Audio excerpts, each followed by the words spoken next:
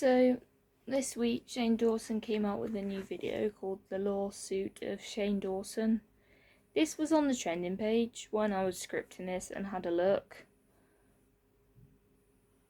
And it's no longer there.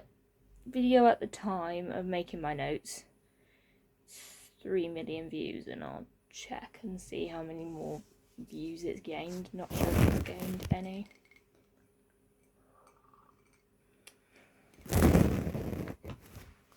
Shane Dawson. That's his channel. And he posted it 2 weeks ago. And it's had 3.2 million views. Which that's quite a lot, to be honest. Like, considering some people may not think it's the quality for coming back. Shane Dawson pinned a comment because people are not a fan of a random vlog coming back. People want his conspiracy videos, his food conspiracy videos, what he did before he left the internet. That was not offensive to people. When he first came back, he posted a 3-part series. Part 1 got 6.5 million views. Part 2 got 3.7 million views. Part 3 got 3.8 million views. The content did pretty well. At this point, there were those who was glad he was back. There were those that kind of forgotten what he'd done. And then there were those that just wish he'd just stayed off the internet. Then he didn't post. I personally liked having a nice vlog life update. The lawsuit was to do with Chuck E. Cheese. Shane Dawson, when he was at his peak on YouTube, and this was when he was known for his conspiracy videos, his food videos. Some did a conspiracy theory on the American fast food Chuck E. Cheese, which is a kids' soft play fast food restaurant, sells fast food. The conspiracy theory was, do they use customers' leftover pizza bits to make a full pizza? And how when you ordered a pizza, the slices are mismatched. They look like they used different slices from different pizzas, and that they were using customers' leftovers. People were concerned about whether they were eating somebody's leftovers. Not really sure if that's even something that Chuck E. Cheese would do, because I'm not even sure that's legal. But I'm not really sure. Because Shane goes to Chuck E. Cheese. The slices are mismatched. This goes viral. Everyone's talking about Chuck E. Cheese, wondering if this conspiracy theory is true. So there was the lawsuit of Shane Dawson. So Shane Dawson's lawyers had to deal with that.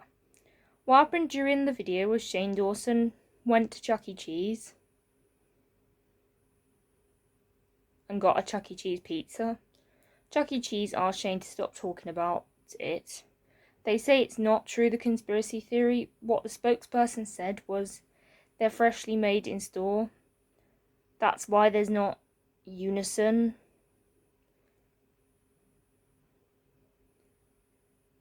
This does not make much sense because in the video the slices look like they were from different pizzas. Employees say the reason why the pizza slices are not unison is because they struggle to cut it. It's not very clear why their pizza slices are different. Angelika, I watched her video on the topic because I watch other drama channels' videos. Kind of a bouncing ball, but kind of to get the details correct, because I like to sort of not copy them, but get the details of what's going on right. Her theory was if they sell individual pizza slices, they take whatever's left and make up a whole pizza, because that's the reason why it's not a perfect circle. The slices are mismatched. That's a much better thing to be like, hey, we sell individual slices, we don't want to waste whatever's left of the pizzas we use for individual slices, so that we use them to make a whole pizza. rather than we're using customers' leftovers, because using customers' leftovers sounds disgusting. Ugh. Also, struggling to cut it makes no sense, because if they were struggling to cut it because they only had small cutters and the pizza moved, when they cut it, it wouldn't change the length. They would be the same length, just a bit wonky and wouldn't be mismatched. Just really didn't make sense. Shane ordered 2 pizzas, one plain cheese margherita and a pepperoni.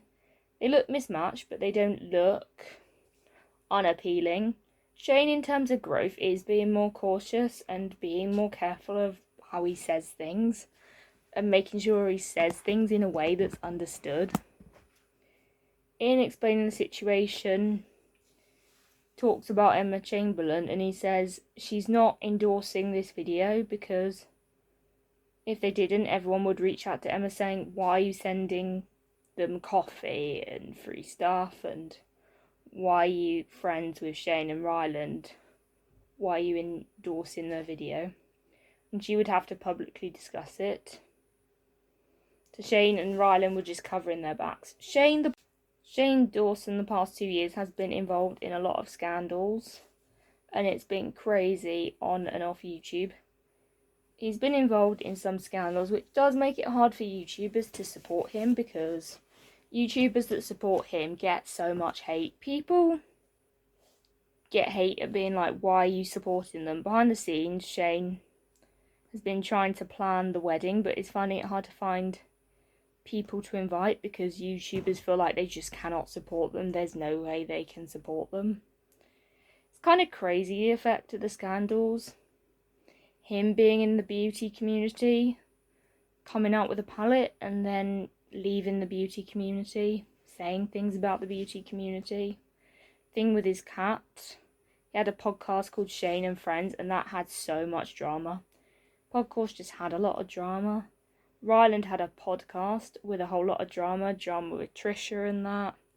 Also, I think the main thing people sort of don't like is who Shane Dawson is giving people a platform to, like Jeffree Star, Trisha Paytas, Tana Mojo, Jake Paul, all kinds of people. I'm just scrolling, seeing like there's very few people that you would want him to sort of give a platform to.